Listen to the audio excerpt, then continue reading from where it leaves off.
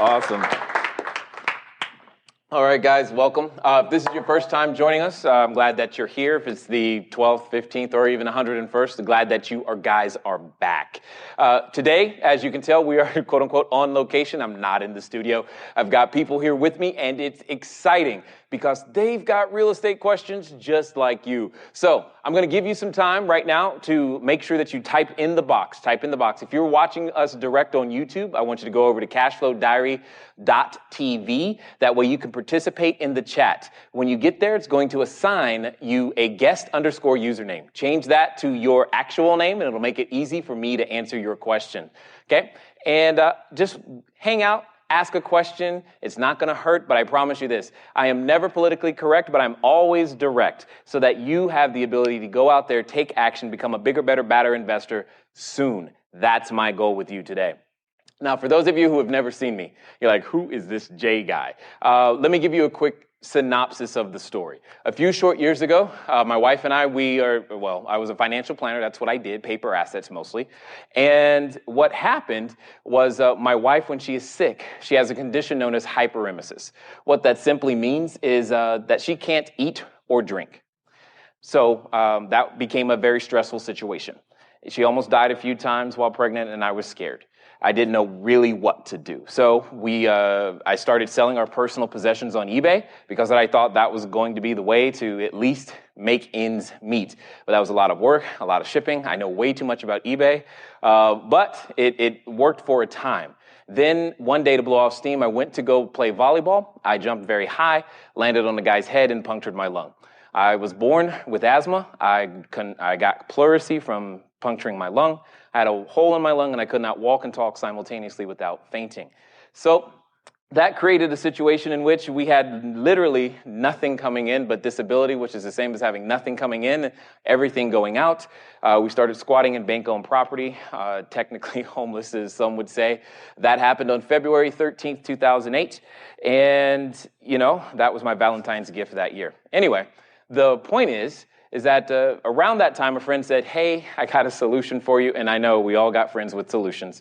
But this one turned out to be true. He said, you should become a real estate investor. And I looked at him sideways because at that time we had a credit score of 398. We couldn't put $75 together. And I'm like, you want me to provide housing? I don't have a place to stay. This is weird. But okay, I've got nothing to lose kind of here. So let's figure this thing out.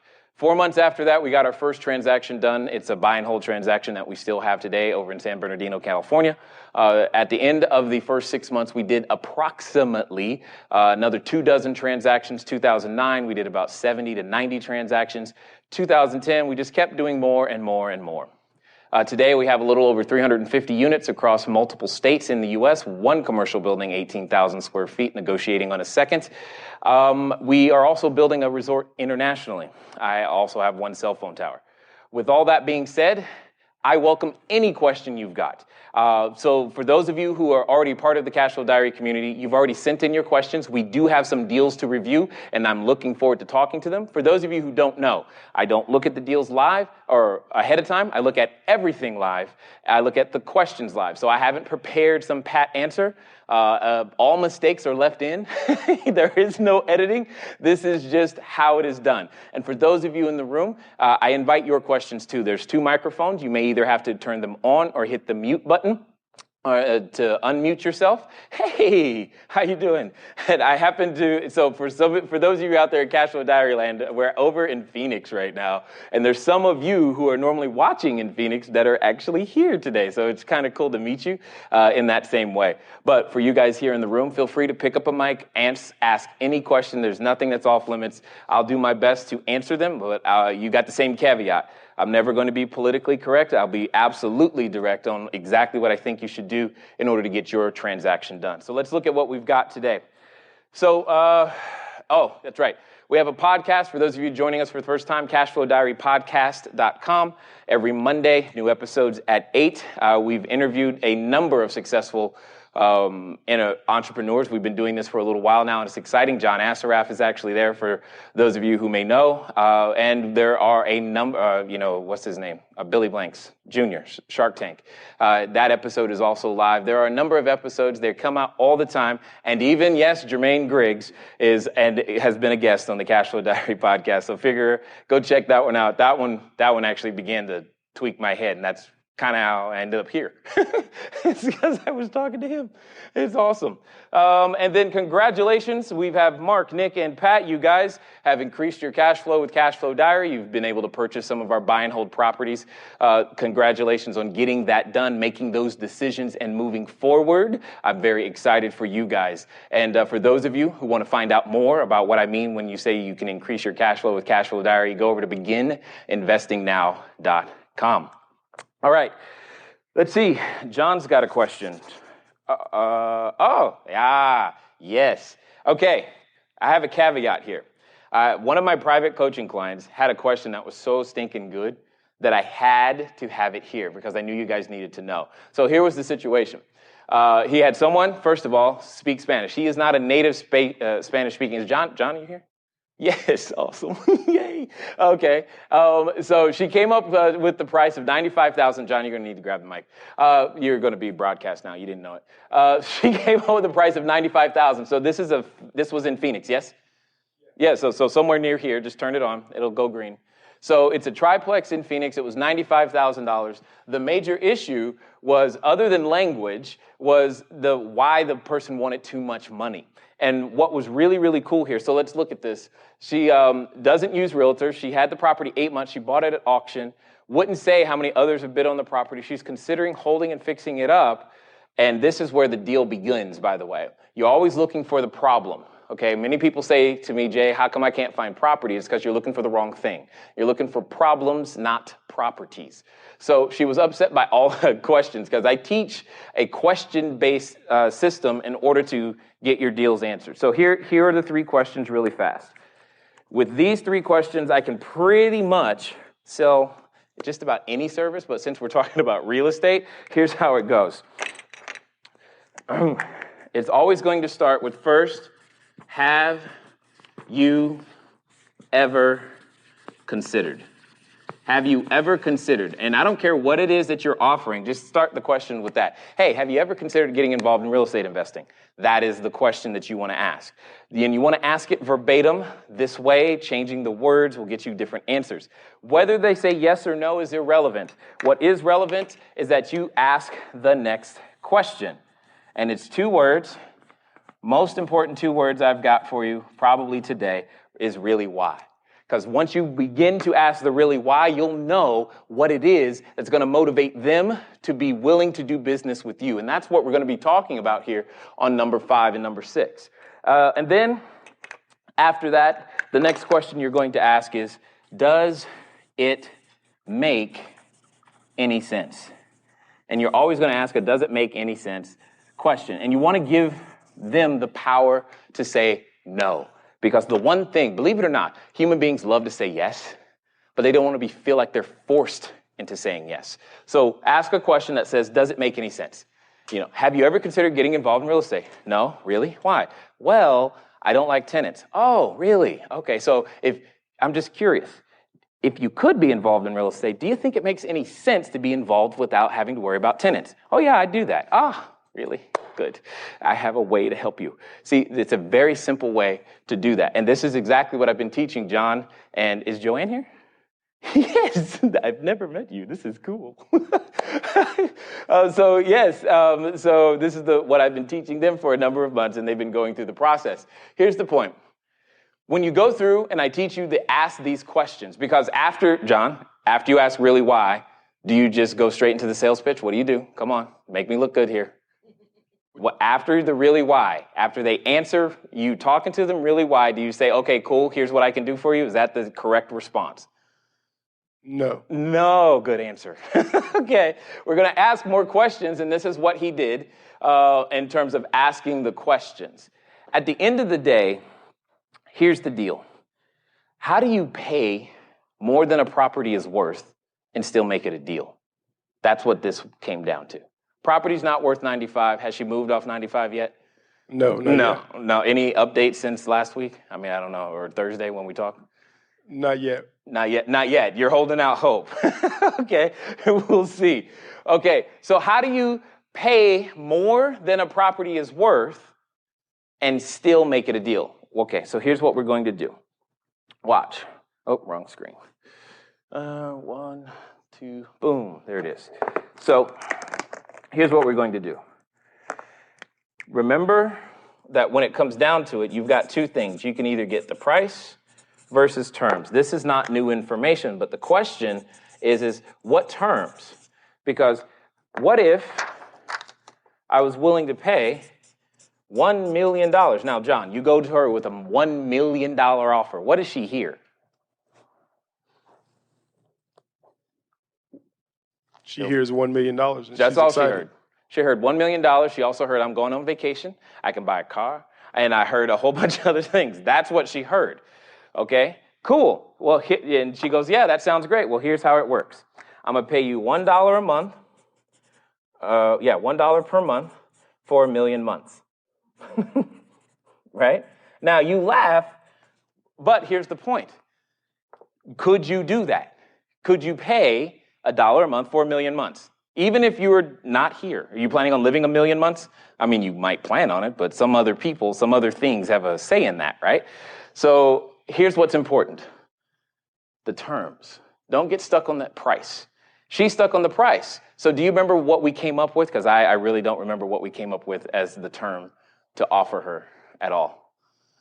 Yes. We would go ahead and offer to pay her the 95. Yeah. Over a course of however many months. I think 300. Oh, that's right. I said it was $95,000. She wanted $35,000 down. Yes. And I said, we'll pay you, no problem, $95,000, $35,000 down, and I'll pay you, was it $500 a month until paid? Or $250. $250 a month until paid. Which was 247 months. Got it. So, guys, I want you to pay. That was one option. The other option was to stretch it all the way out. Absolutely. Thank you. Newt, glad you're here. All right. So the other thing you're always going to do is you're going to give your seller, your buyer, whomever, I don't care who they are, you're going to give them 3 options, okay? The first option is typically going to be all cash. And it's going to be absolutely low, and it's going to be absolutely insulting, period. And if it's not, and if you're not embarrassed, if you're not going, there's no way they're going to accept this, then it's too high, okay? So go lower. So it's going to be all cash.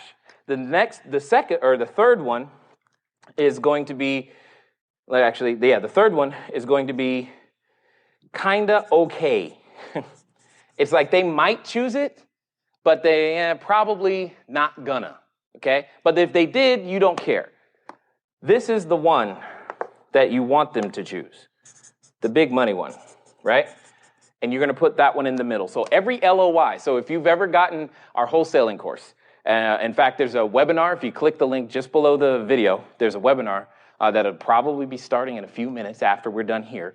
Or if not, you can schedule for a future date where I'm teaching how to put inside of our full wholesaling course, we have what I call our quick offer kit that allows you to be able to put this together really, really quickly. So you have an all cash offer, you have the one that you really want them to take, and then you have the kind of okay. The one that you really want them to take is a mixture of the two. So that way, if you don't have the cash, at least you've made a cash offer. And this one is going to be probably no cash and nothing but terms, and this one's going to be some cash and terms. So for example, in this offer, what we did is that option 1, do you remember how much it was? The cash? Like 35. It was an all cash offer for $35,000? I just don't remember. Okay, 33,250 or something like that. Okay, so it was $33,250, and you say, how did you come up with that number? We didn't, she did. The number that she came up with came because that was the number that she seemed to want, because she said $95,000 with 35% down. That's right? Yes, correct. Yeah, so we just used her number. Okay, cool. She's obviously stuck on that number for a reason, so let's use that number, and that's exactly what we chose to do. Then it became, okay, well, Jay, I don't want to I would love to pick it up for just that, but that's not what she wanted. She wanted more than just that. I'm sorry, I'm fixing this display power sleep thing because I forgot to do it because we're on location. You forget new things when you're, there we go. Boom. So the second piece was to come up with the offer we know she wanted, or we hope she would take. The third one was no money down. So we said 0 down and 100% financing. And we said, oh, cool, we'll give you your $95,000. I don't even remember the terms we said, but it was, what was it, $250 a month until paid? No, $500. We just averaged it out, and I think it was $347 a month. $347. Okay, so I said $347 a month until paid. Now, there's a reason I'm using the language until paid, by the way, and I'll go over that with you. So when you're doing your offers, how you say, the words you say or don't say, make all the difference. Okay. The next thing right here is going to be the one that you want her to take. Do you remember what this one was? It was the 35% down. 35% down and with $250 a month until paid, right? Yes. Perfect. So 35% down gives her what she asked for immediately, which we loved, which she loves. That's what she was asking for. And now she hears, well, I can get $250 a month until paid. Now, knowing what I know and what you're about to find out when it comes to time value of money, you can realize if you've ever heard of a concept called discounted cash flows or discounted valuations in any way, shapes, or forms, you know that you actually bought this property at a severe discount. Here's why. I'm going to put my iPad right here. Yay, that worked. And here's what we're going to do. I'm going to show you this calculation of what I just said. So we had $95,000 minus 35%. So that 35% leaves a balance of $61,750. That's going to go in PV, also known as present value. Then what we're going to do is I said it was $250 a month until paid. So it's $61,750 divided by $250 a month. That's 247 months. Okay, so that's $250 is the payment, 247 months. I said until paid. Until paid means once it's done paying, once I'm done paying the balance would be 0. So what is the interest rate? 0. Isn't that awesome? 0% loan. That's what I just negotiated with the words, but let's analyze what she heard. She heard, I can get the money I want today and $250 a month. That's what she heard. Which is true. That's exactly what she asked for. And I'm going to give her exactly what she asked for. The only thing is that when I discount this cash flow, so all I got to do to discount this cash flow is I'm going to put in the inflation rate. Now, maybe you call me pessimistic, but I'm going to put in a 9, as in 9%, and say that what that really means is I kind of paid $28,000 for that $61,000 today. If I was to pay it all off today, that's what it would take. It would take a deposit of $28,000 earning 9%, i.e. the inflation rate, in my opinion, okay? That's what it would take in order to pay off that same $61,000 so that I didn't have to worry about making that payment, i.e. I bought it significantly less. What's that? So you bought it for half. I bought it for half. And all I did was use terms. I gave her everything she wanted, and this works. And I had a property in Atlanta. I've since sold it on this very same structure. It was very awesome because they were so focused. I must have this amount of money per month. And I just strongly believe if you've got the motivated seller, there is a way to create the transaction. There's a way to create it. It's up to you to come up with those creative strategies to make that work. Jacob, any questions in the chat room? There's one. Sep. Hi, Sep. How you doing? Let's find out what you've got. And that didn't work. Hit refresh.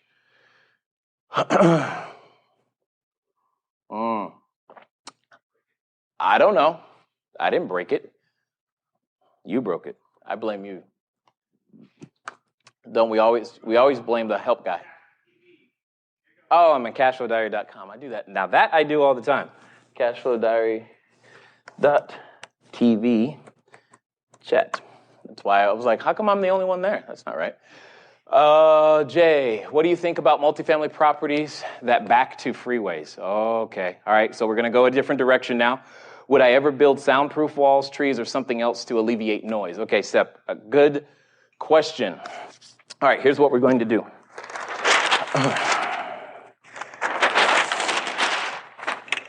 So here's how I'm going to answer that, Seth. Remember, it's 1, 2, 3 again. 1, 2. We've got 3 different types of customers, right? And here's the answer to the question. The answer to the question is, whom do you want to serve? I don't know with just this information. Because here's the point. As you guys already know, I look at real estate and there's 3 types of general customers out there, right?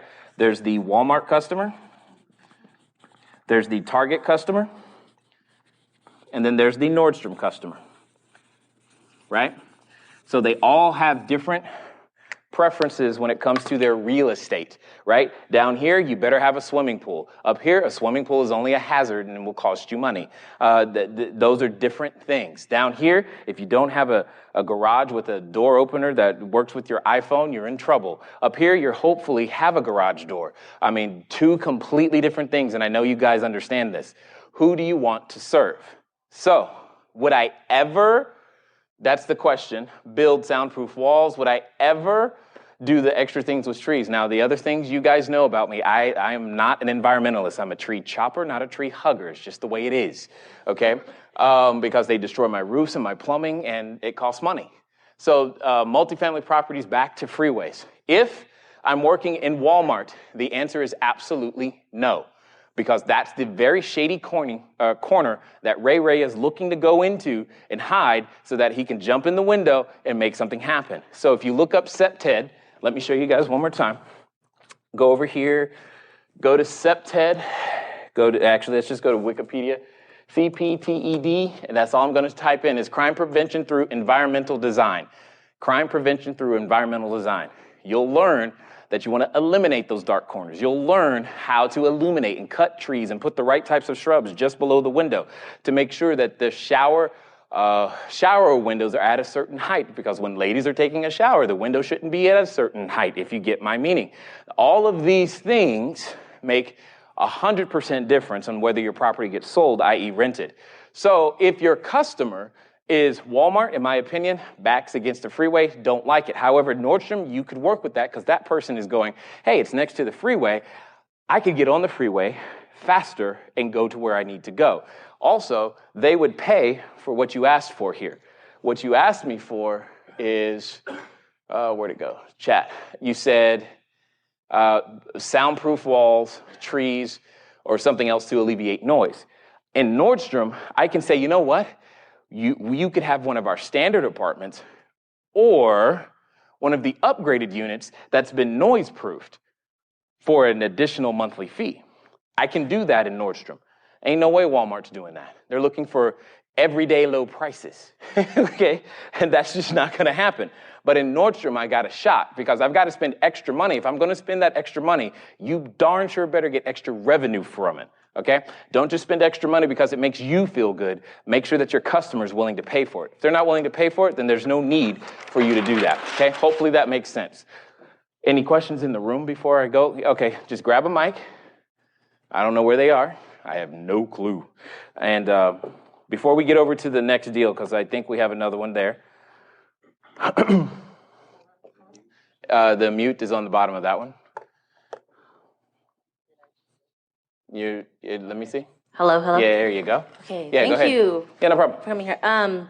You know, my husband and I have been really talking about building our investment portfolio. No problem. And we're really super green on the real estate end. Mm-hmm. We're looking at wanting to get into the units, apartments, or duplexes, triplexes, but is it better for me to go and get a real estate agent, or should I become the real estate agent so I know a little bit more on that aspect? Okay, so this is the agent or do-it-yourself question.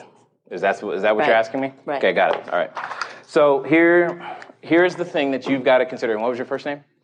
Monica, here's what you got to look at.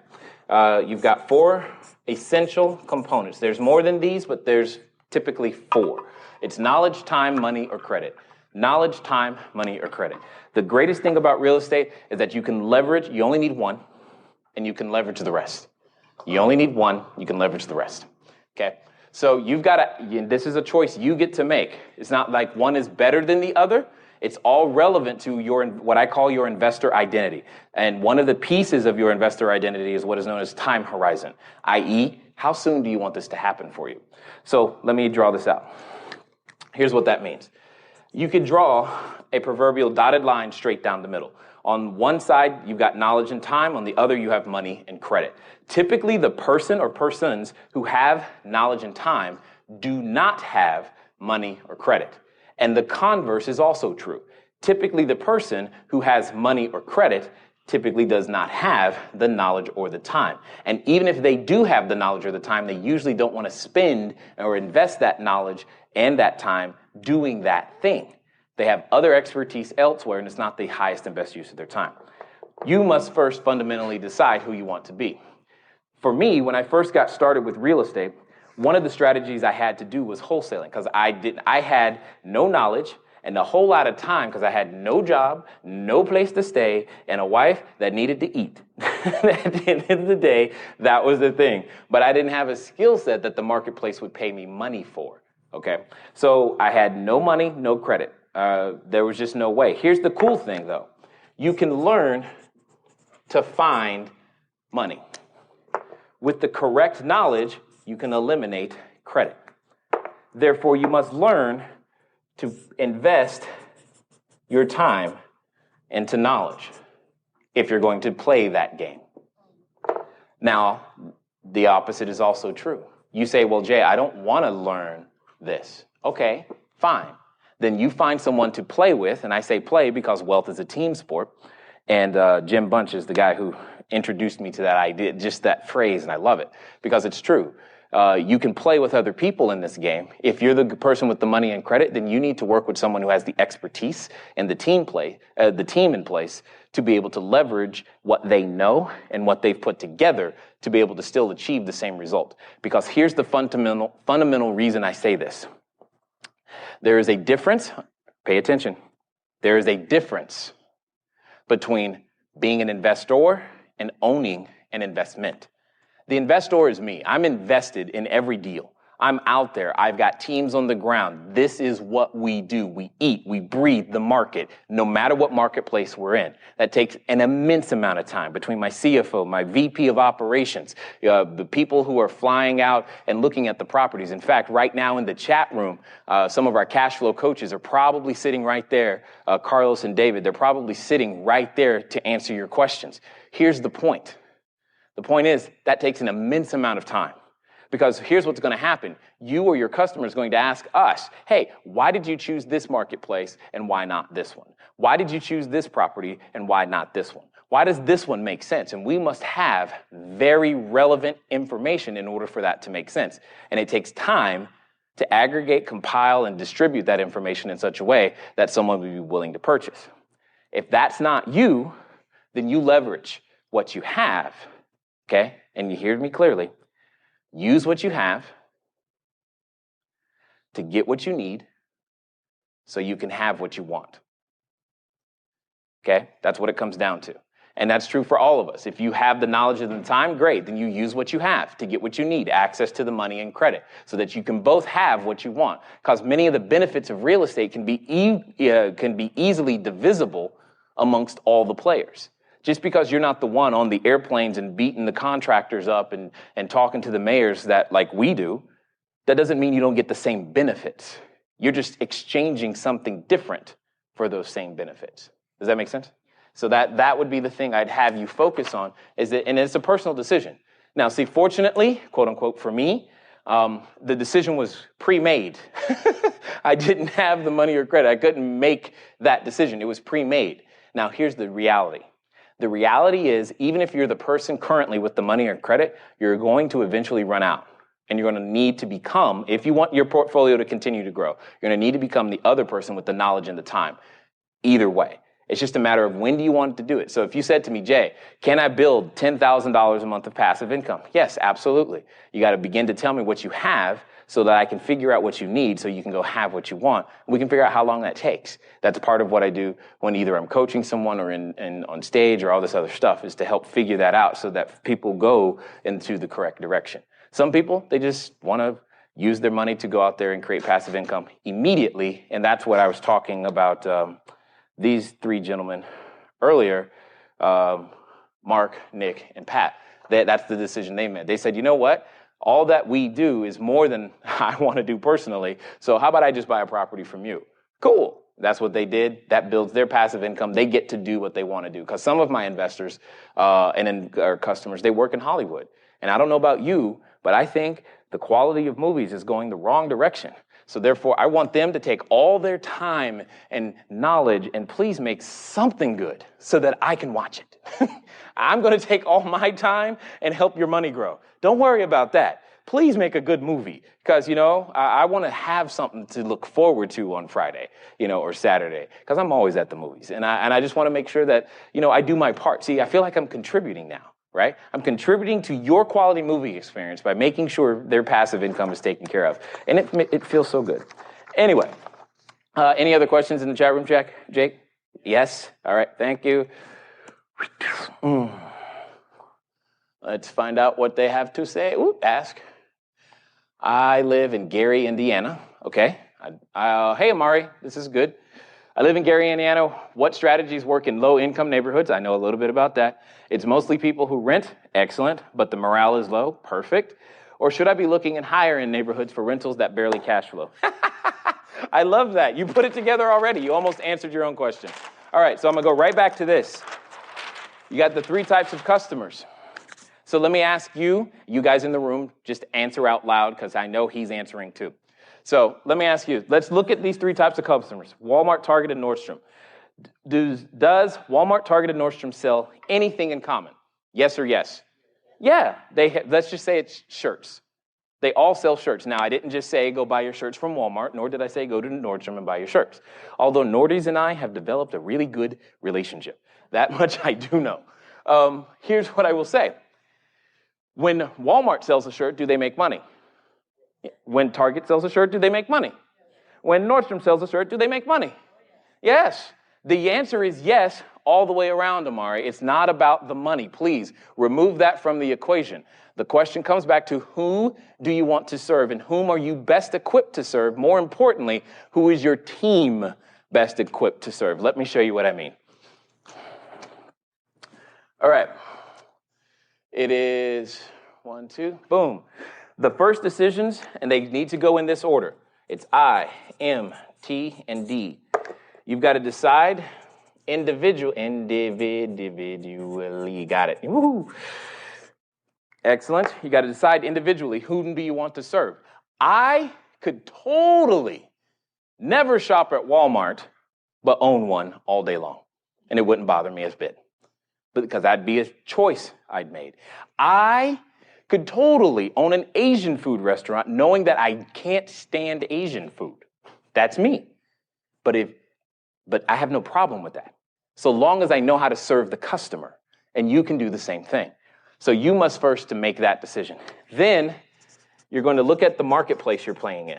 Not every marketplace is suited to a particular customer. Let me give you an example of what I mean.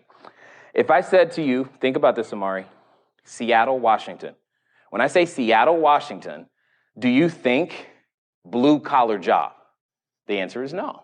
You typically are going to think probably tech or white-collar in general. So if you knew that you wanted to serve someone who was blue-collar, you probably don't think Seattle, okay? So there are some marketplaces that just aren't conducive to that. If I said Silicon Valley, same thing. You're not looking for that lower-end customer. You got a whole bunch of issues there too, but that's a whole nother story. But the marketplace also has to match. The next thing is your team. Here's the thing. When you're working in Walmart, you can't hire a Nordstrom contractor. When you're working in Walmart, if you hire a Nordstrom contractor, suddenly in the middle of MLK Boulevard, because Walmart is always in Martin Luther King Boulevard is always where Walmart is. Here's the deal. You don't put granite there. That's not where you put travertine. You don't have the trace ceilings. You just don't do it. That's not what you do. And if your contractor can only think and see and feel and knows how to serve that customer, you're going to spend too much money on your rehab. That's how it shows up when you're fixing and flipping. Inside of your buy and holds, your operating expense is too high and you don't cash flow like you were expecting. So Walmart cash flows, whereas Nordstrom tends to make money on the appreciation and the equity. Target's kind of a mix of both, and that's how you can play the game. So give you some quick examples. If you're saying Gary, Indiana is Walmart territory, well, there are strategies and team members that you're going to have to work with. For example, we work in Memphis, Tennessee. We also work in Danville, Illinois. That's our Walmart territory. So that's tend to be where we work. But we know how to generate the cash flow in those areas because we have great relationships with people like code enforcement and property management and the political officials. And if we need to, we do have a relationship with the police department, and not just the department, but the precinct, and not just the precinct, but the head of the chief of police in that particular area. Because sometimes it takes all of that to create clean, safe, affordable housing. I don't care which customer you're serving, your job is to create clean, safe, affordable housing. And you're going to do that with your team if your team is best equipped to serve that person. So having grown up in Walmart neighborhoods, that's why I started, and it make the most sense for me to serve the Walmart customer. I understand them. Now, that doesn't mean that you have to stay there. Where you start isn't necessarily where you stay. So keep that in mind. You know, you heard me say at the opening that we're working on a resort internationally. I promise you, that's not Walmart territory, all right? The point is, where you start isn't where you stay, but get started. And once you're started, stay started. That's probably the most important thing I could say to you right now. All right, if you're watching us on YouTube, please go over to cashflowdiary.tv so that you can participate in the chat. Otherwise, I can't see you or any questions that you might have or that you might be asking. So hopefully that'll work. Let me see. Time check. Good. It's never enough time with you guys. Never enough time. All right, so let's look at this next deal that we've got here. That was a question. Did you have a question? What was the what? You just... Oh, I totally forgot. Sorry, my bad. She said, what was the D? And I bet you people online were like, what's the D? And they couldn't say anything. See, they're thanking you right now. The D, oh, that shrunk. Boom. The D is for the deal. And I'm glad you asked that, because here's the thing. Most people come to me and say, Jay, is this a good deal? Is this a good deal? Is this a good deal? I can't stand the question because it tells me you didn't do the first 3 steps. Period. You didn't do them. Now, I can help you through the first 3 steps, but it tells me you didn't do them, and you're looking for me to tell you what to do, which I don't enjoy. Because most of the time, when you bring me the deal, I'm going to tell you why it doesn't work. And then you're going to be like, but my whole life, yeah, I understand. You can get over it, put you back together, and I'll show you how to find a deal that does work. But here's the point. The deal is the most interchangeable part. It's the least relevant part. You've got to get the I down. Like I said, you heard me say it. We provide clean, safe, affordable housing to people that need it when it matters most. Period. That's what we do. We happen to use these marketplaces to do that in, and here are the people who are on the team. It doesn't matter what address the property is. This is what we're doing. And when you get your business model down to that refined type of a statement, it's very clear, not only to you and your team, but to your investors who are writing you the checks, what it is that their money is going to do. Their money is going to provide clean, safe, affordable housing to people that need it when it matters most. Here are the marketplaces that we do it in, and this is the team. The address doesn't matter, because here's the thing. I just happen to believe that there's no such thing as a bad property. There's no such thing as a problem property. There's a ton of problem owners, but not problem property. And that's what it comes down to, is that when you have these first 3 correct, the deal, we can just switch those out all day long when you've got the system in place. The rest of it is kind of irrelevant. So thank you for stopping me so that I could go back and catch that. Now, where did the keynote go? There it is. Okay, Jackson. Good stuff, Jackson. Give him a round of applause, everybody, because he just started our wholesaling program, and he's already got a deal. I love it. Sending it in. See, Jackson's single-family house for $193,000, 5.3, 1578. Income is $2,750. Debt service on a 30-year fixed with 27% down, $685. Okay.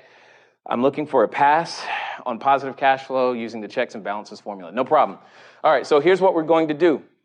We're just going to do the formula real fast. I'll leave that up there and use this side. Because, well, first of all, Jackson, let me tell you, I don't know who the target market is, but you're already playing, I'm guessing in target, but you've got a problem. You've got 2 small bedrooms. You've got to have 2 small bedrooms already, or something's not built to code, because you've got 1,578 square feet for 5 bedrooms. That just says to me it's too small. And no spouse, no wife I know is going to be happy with a small bedroom. So just know that. I haven't walked the property. I haven't said anything. I'm just thinking about your customer again, okay? This price point, I'm guessing, is in the target range because of where it looks at, and a small bedroom is a no-go. This would be the upgrade house. This is not the first person. This is not your, our first-time house. The price point could be in the first-time house category, but if they're advertising it as a 5-bedroom, you've got one of 2 issues already. It's either really, really tiny bedrooms that are built to code, or you've got really, really tiny bedrooms that aren't built to code, and you've got something else added on, because I'm looking at this right here as that something else. I'm not really sure what that is, but I would find out. So let's keep going. Let's run the checks and balances. Where's my marker? Here it is. All right, so the first thing I'm going to do, everybody, I'm going to take the purchase price times 1.5%, which is the same as saying I'm calculating an 18% hurdle rate. That's what I'm doing. So meaning I want whatever I pay for the property. Where's my calculator? Here it is. Whatever I pay for the property, I want that number per month. So if it's 193,000, so we've got 193,000 times 1.5%, and that's going to give us a number. So this is going to be the first pass or fail. 193 times 1.5% equals 2895. I'm guessing this is a big old fat fail, meaning the building needs to generate $2,895 per month in income. That's $2,750. Now, under normal circumstances, I'd say move on. But I'm going to tell you, Jackson, to dig further, because I'm guessing, and I don't know, now you're going to have to play the value add play. You got to ask your customer, hey, what else would they pay for? Could you add a laundry service? Could you add dry cleaning pickup? Could you add, yes, and it's got trees. Here's the play right here. Here's what you're going to do. You're going to advertise this house as specifically pet friendly. You are looking for the pet owner, the pet owner. You're going to advertise the outside, the trees, the extra space, and you're going to charge Fido an additional $50 a month to stay there. That's what you're going to do. And therefore, you have a shot at being able to get this $2,750 over to $2,895. And you're going to have to sit down and think about your marketplace. Interview target investors. Ask them, have you ever considered getting involved in real estate investing? When they say yes, find out really why. And when they answer that question, you're going to ask them, tell me about the last 5 deals you did and why you did them. When you do that, they're going to give you all the information you need to know to figure out what additional services you can add to this property to be able to make it cash flow the way that you're looking for. So that's check number 1. The second thing is, I don't like 27% down. I think if you're trying to finance this traditionally, I think that's the wrong route already, because you're putting too much money down. You know me, I don't like that. Unless you're playing the money and credit game and that's just your goal. You just want to put money down and go forward. I just don't like that. However, you do need to solve that entry point problem. Although $685 a month, that could work out quite well for you, especially if you can get the rent to $2,895. So I normally don't say this, but I'm going to say go ahead, go for it. But you've got to get that additional income. You've got to get that number to $2,895 in order to make sure you pass, so that when you pass it on to someone else as a wholesale deal, that they cash flow. All right, Jackson, now you did a condo. Boy, you must have been actually watching the videos. Look at that. Look at that. I love you. Good stuff, man. Let's see. Condo, 100,000, 2-1. No, stop. Don't need to go any further. I'm not even going to do the math. It's a 2-1 condo, period. I can't stand 2-1s. It's a personal bias. They're hard to rent. I don't like the the customer that typically rents them, because it's either going to be two single people and they're going to eventually have an argument, and then someone's going to leave because they can't make the rent, or they're going to get married, and then they get married, and guess what they're looking for? A house. It's like, dude, it's too transient for me. I don't want to have to renew a lease with a new person every year or every 6 months or every what you're doing. This is an absolute no. The second no is a $235 HOA fee. Are you kidding me, dude? You can't write. That's no good. No bueno, not for you. Move next. Okay. Any questions here in the room? Yeah? No? Jacob? Okay, good. If you've got the mic, go for it. There we go. I just was curious. Maybe it's too early, but I want to know what the other checks and balance formulas are.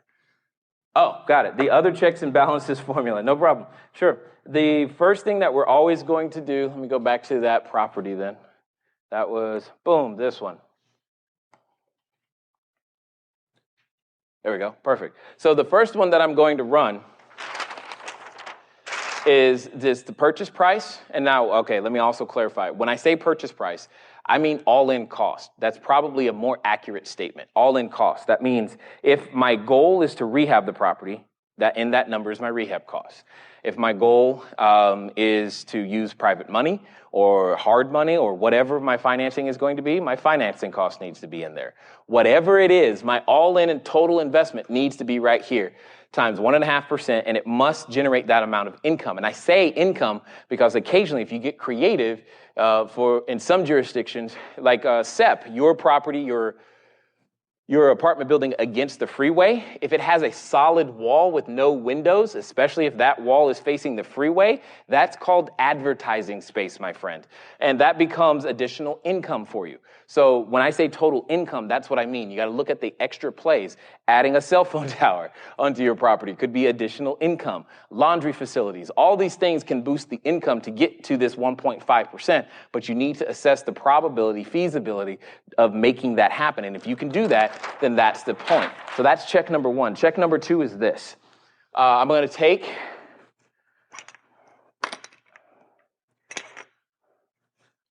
the simple version is that I'm going to take what he's got here as the debt service, 685 times 4, and I'll explain that in a second. And whatever that number is, 685 times 4 is 2740. And so long, again, I'm looking at the income, so long as the rent or total income from that property is higher than that number, it's also a pass. It's going to pass or fail one of those two tests. So many properties in California fail this test all day long. They just completely bomb because the debt service, this test says you have too much loan to actually cash flow. That's what that test says. This is always, when you're dealing with Nordstrom property, this test nearly always fails. Nearly always. With one exception, the amount of your down payment. Well, if you want to put $400,000 down on a $600,000 house, yeah, it's now going to pass. But you have $400,000 down. In my opinion, that's not the highest and best use of that cash. You could probably get a better return. It's an underutilization of resources. So again, it's a fail for me. But if you've got extra cash, then great. Then go for it. But that's the second test. So it's one of those two. And if it passes both, it's probably going to cash flow very well for you. Because that's what I'm looking for. I'm primarily looking for cash flow, so my tests are all related towards cash flow. Any other questions? We have any, Jacob? No? Cool? All right. So, okay. All right. 12 minutes? Got it. So some of you have also, I want to make sure that you remember these cool little things. Many of you have seen, you've heard me talk about to you the fact that, you know what, you're going to be the same today as you will be tomorrow or 5 years from now, except for two things, the books you read and the people you meet. You can see that today I'm meeting some really cool and awesome people, and that's exciting. So I've got two books for you. First, I just started reading this. I'm barely 10 pages in, and my mind is literally on fire. Go get it, period. I have no other explanation other than go get it. It's 80-20 Sales and Marketing, the definitive guide to working less and making more by Perry Marshall. Go pick it up. You say, Jay, I don't have enough time in my day. Cool. Well, go pick it up. You'll find the time because this will begin to make that difference for you. Secondly, as many of you know, we're out of pre-orders, meaning we've shipped all that we've had so far. These are like the last 1, 2, 3, 4, 5, 6, 7, 8.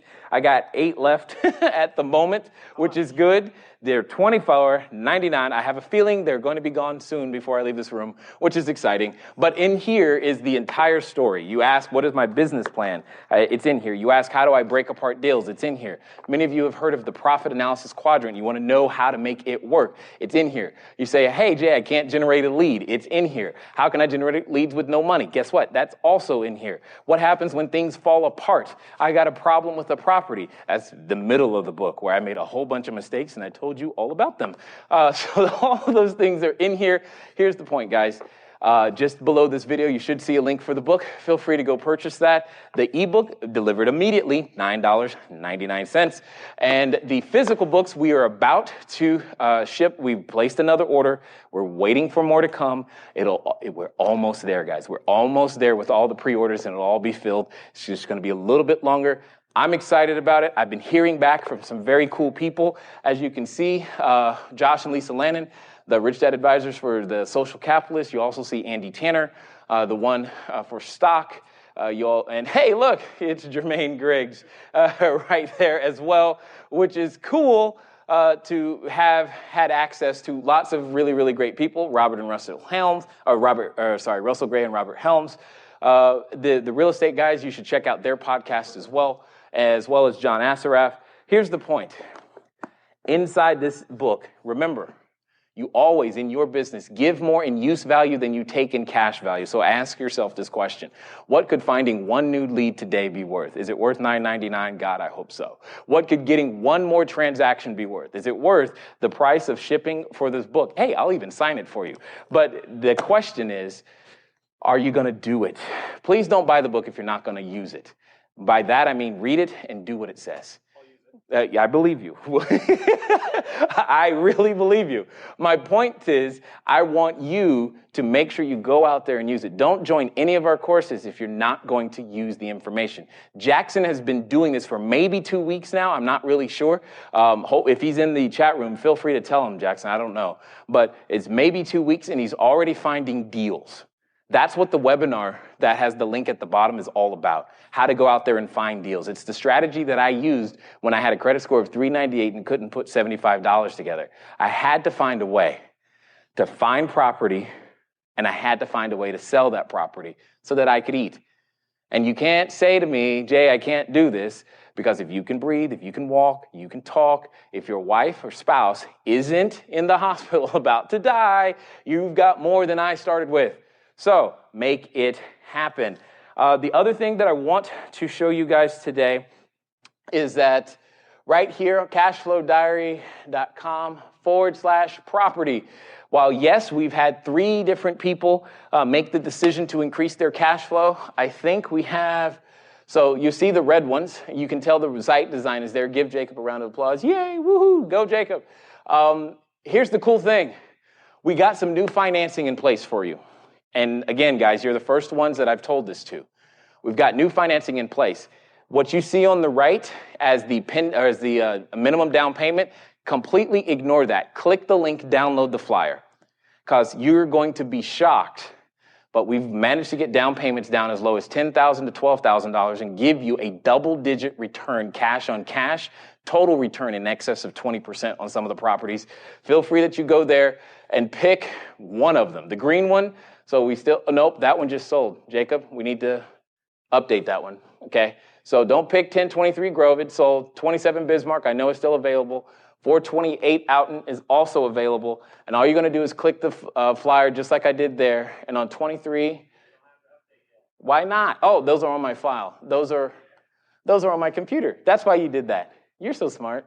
Okay, so 428 Oughton, that's why we have this one. The updated down payment on that one is $12,000 with a 28.76% return. sitting there. Now, remember, they're non-recourse loans, so retirement plans qualify. If you're watching from a foreign country, you qualify because we provide the financing, so you don't need a credit score like in the U.S.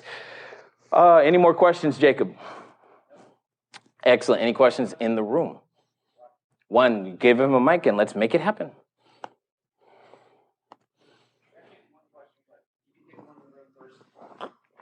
Will do.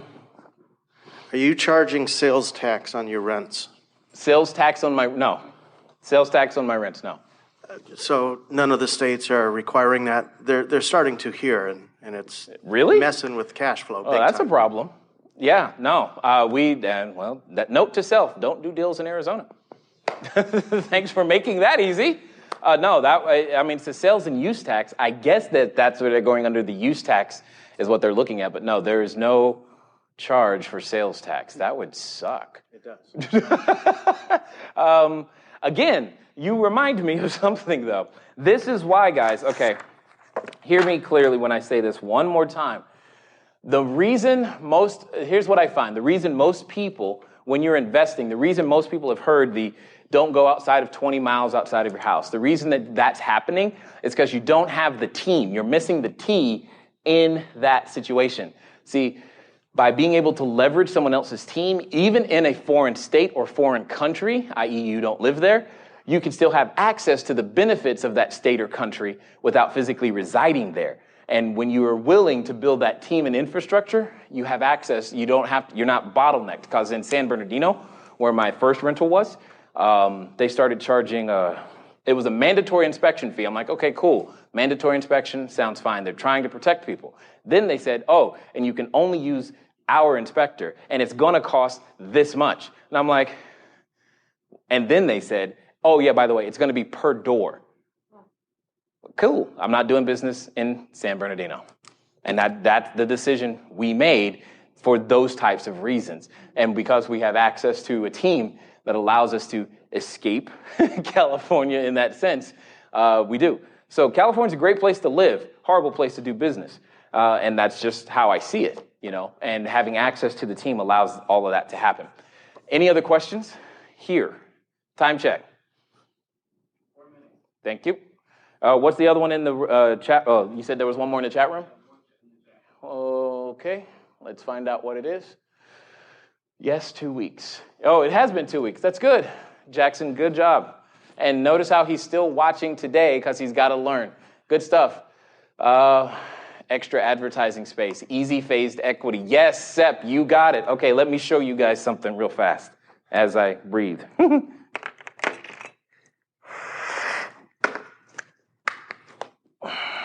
I said, we don't have time to go into the whole thing today, but this is the profit analysis quadrant. So step 9 inside the book, you say, how do I get partners? How do I raise capital? With this, what I'm about to draw, what's in the book, I've been able to raise well over $7.5 million in a very short period of time to go out there and do real estate deals. Here's the point.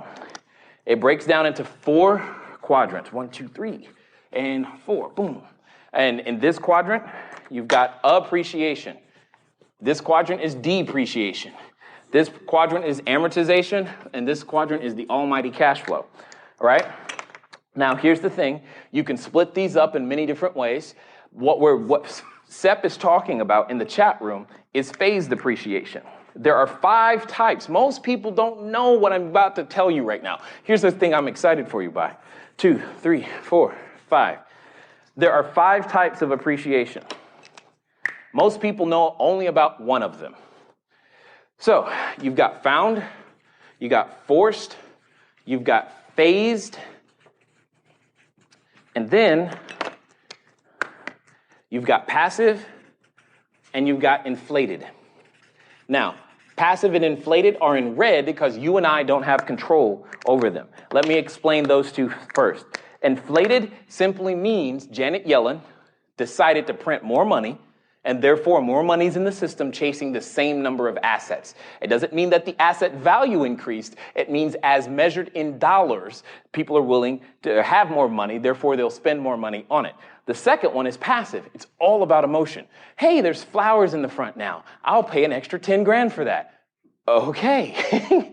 But someone else will say, hey, there's flowers, but I don't like those flowers, so I'll only pay an extra $3,000 for that. It's totally emotional. You and I can't control them, so we don't base our deals on those at all. We ignore them. But passive is the one that the general populace typically focuses on. It's the one that's on CNN, constant negative news.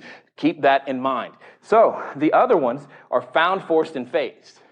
Found, you can create. And I don't need to tell you that if I bought a 72-unit building for $60,000, you know that building was worth more than $60,000. And I found that appreciation. It occurs on deal negotiation. So negotiation is a very, very important thing. And you saw me do that earlier. Then you've got forced appreciation. This is what you do. So it's coming up on summertime, right? Guess what we're about to see? Flip this house, flip that house. I can flip that and you can flip this. All that stuff is about to come.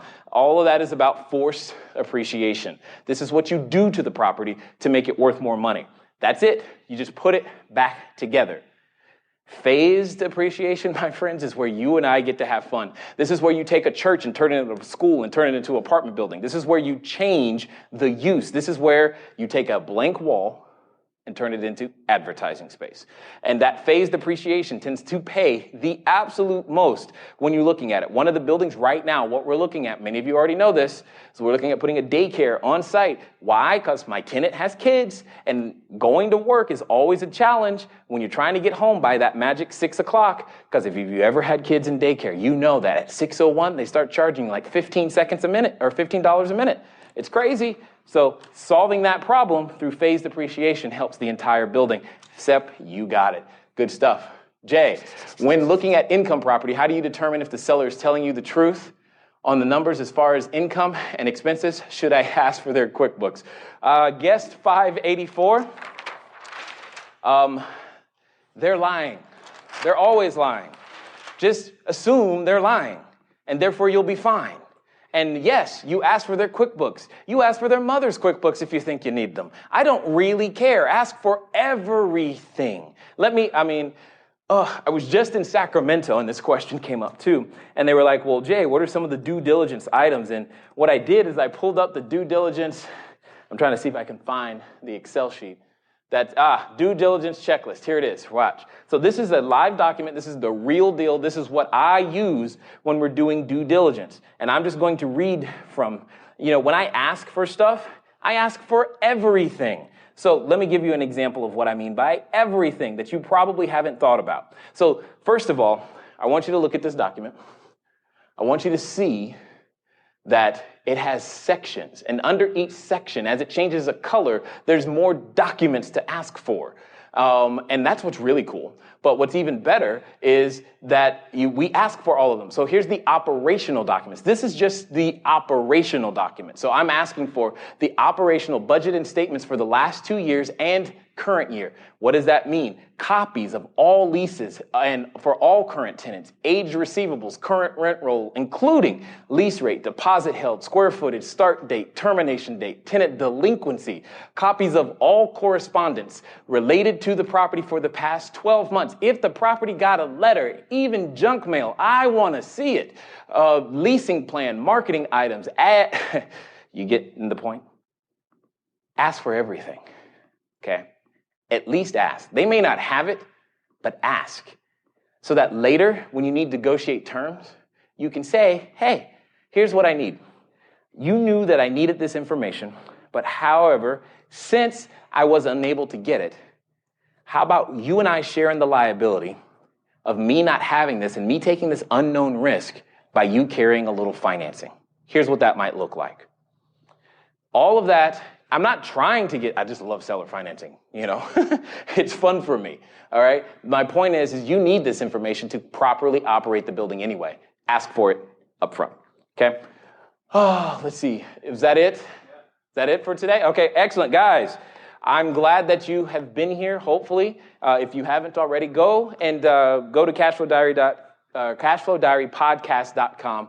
Listen to us. If what you like today There's a year's worth, hours upon hours more of information sitting right there for you of very similar stuff so that you have the ability to get your deals reviewed. And feel free. We'll be here again next Tuesday, 4 p.m. Pacific time, to help you with that process. Some of you're like, you know what? I am ready to take action now, Jay. I would love to get a copy of your book. I hope that's what you're saying. Click the link below. $9.99 for the ebook, $24.99 for the book, physical book. But if you buy both together, I give you a $5 discount, and I signed it for you, and it'll come to you as soon as more pre-orders get here. With that being said, I'm excited. I'm glad that you're here. Keep going, keep going, keep going. Just once you start, stay started. And I look forward to talking to you all of you guys again soon. Until next time.